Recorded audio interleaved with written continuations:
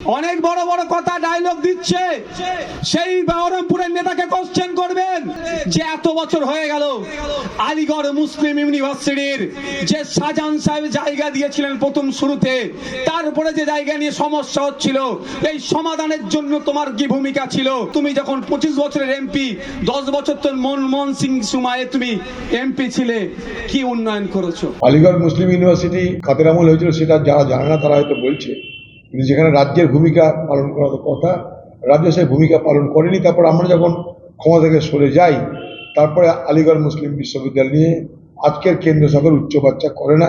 এই নিয়ে আমরা দীর্ঘদিন ধরে পার্লামেন্টে বক্তব্য রাখছি, বলছি, প্রতিবাদ করছি, মিটিং ডাকছি। তৃণমূলের কোনো নেতাদেরকে আমরা এসব বলতে শুনিনি। আর বাকি কোথাকার কোনো উল খাগড়া কোত্থেকে এসছে কি বলছে আমার জানা নাই।